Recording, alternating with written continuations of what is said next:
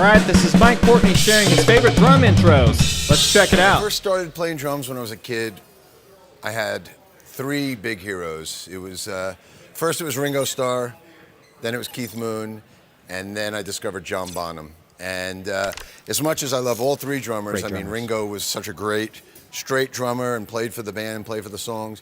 Keith was such a animated drummer. I mean, I just was so inspired by how crazy he was on stage, and his drumming was just so chaotic. But it was Bonzo that had all these classic drum intros. In fact, you know a bunch of them, but there's such a long list of them. So it was, let's see, it was like, well, you had, it's the very first thing you heard was Good Times, Bad Times.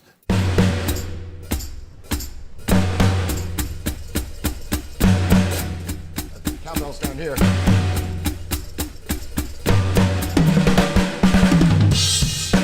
So that was the very first drum thing you heard from the very first Zeppelin album, but then the Good list old Led goes Zeppelin. on and on and on. You had rock and roll.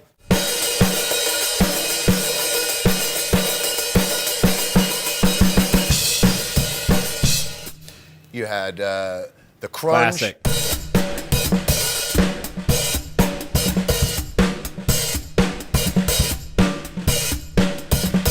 Which is also De La Soul, 3 is a magic number. And then you had, speaking of rappers sampling John Bonham, the very opening to the first Beastie Boys album starts with John Bonham's drums. It's, of course, When the Levee Breaks, but it starts with a... I didn't know that. Interesting.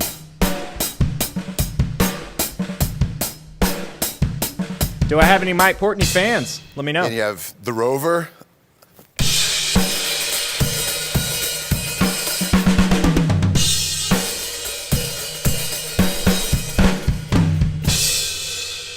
So the point is, John Bonham was like my first drum hero that had all of these cool drum intros.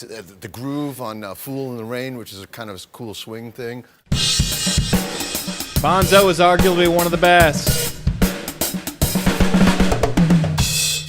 So he was the man. He was the groove master. Then I discovered more progressive music, and Neil Peart was my guy. I mean, he was my hero. Through all my teenage years, I became the biggest Rush fanatic, learning all of Neil's parts. And like John Bonham, Neil had all these legendary drum parts. The intro to Lakeside Park. Rush, Neil Peart, arguably one of the best, if not the best. Of course, the big fill at the beginning of the 2112 Temples of Syrinx is a classic.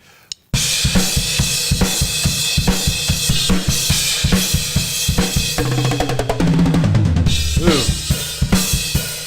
Mike plays it well, too. Of course, you know this one. Of course, YYZ.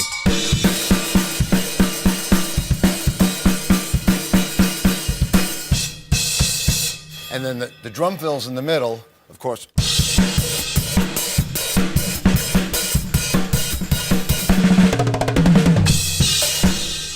And the big one.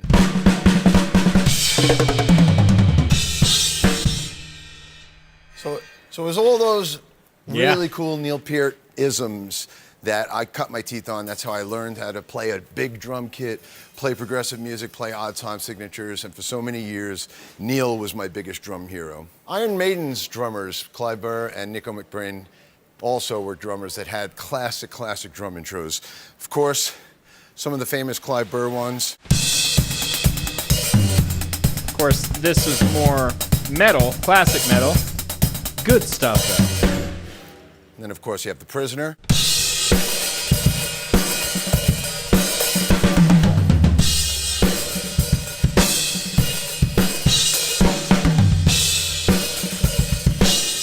Some really cool stuff on the earlier albums.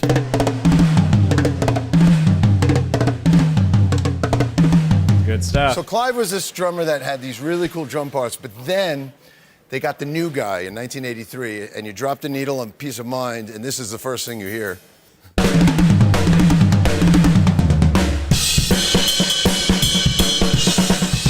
I dig it. Who's your favorite drummer? Let me know.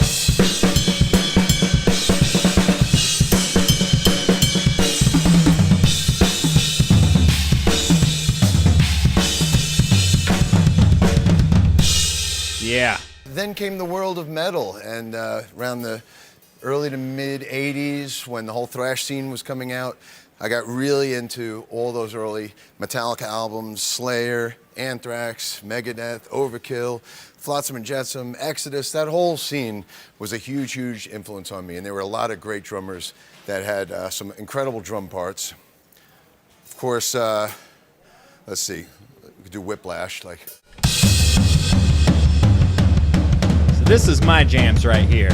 I like me some good metal. By the way, make sure to like and subscribe.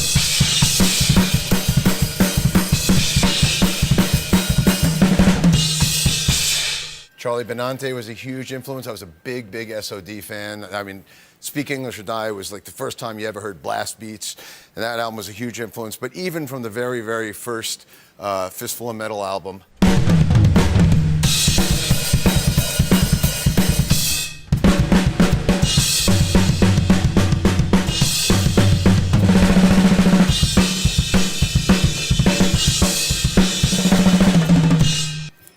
and then, of course, you have Dave Lombardo. Good stuff. Old Slayer.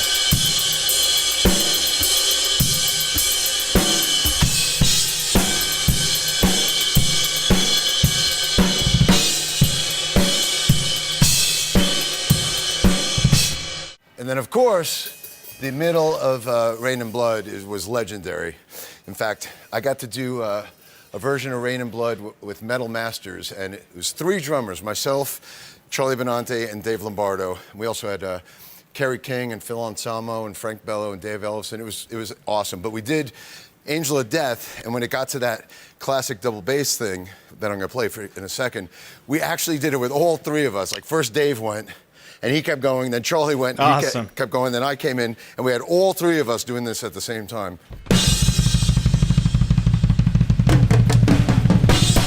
Oh, that'd be so cool. And a few other guys around that same time, maybe a few years later. I was really into Mickey D, King Diamond. Welcome Home, of course, is a classic intro. Ooh.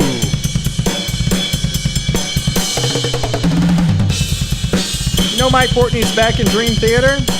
That's awesome.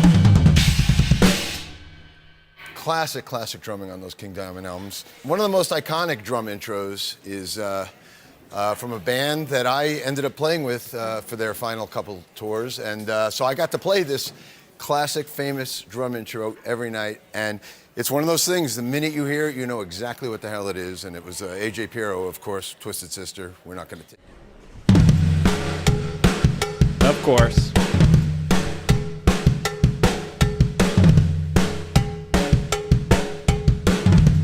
I've written a few of my own kind of drum intros through the years as well. I think the most famous one, or at least the earliest one, would be 6 O'Clock from Dream Theater's Awake.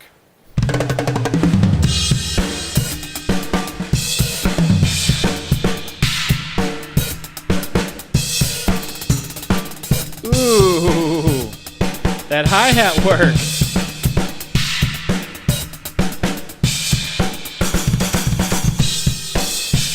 Kind of a classic drum intro I had with Dream Theater was the beginning of Honor Thy Father from Train of Thought.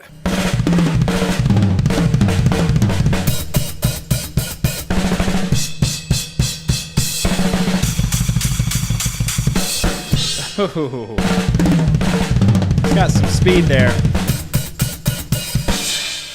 Similar to the Honor Thy Father drum intro, when I did Avenged Sevenfold's Nightmare album, they had a song called Welcome to the Family, and the demo just had the Rev just doing, it was just started with just a flammed snare hit, and then the song started. So when we were doing the album, A little those boring. guys asked if I could come up with some kind of intro, you know, something a little more exciting than just kicking it off with the snare drum. It's similar to the kind of patterns I use in Honor Thy Father.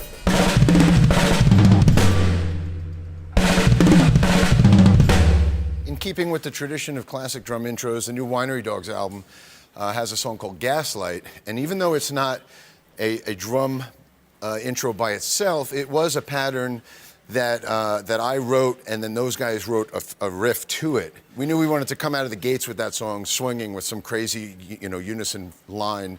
So when we were in the studio, those guys were like, well, just play something, and then we'll, write something to it later. So it ended up being this.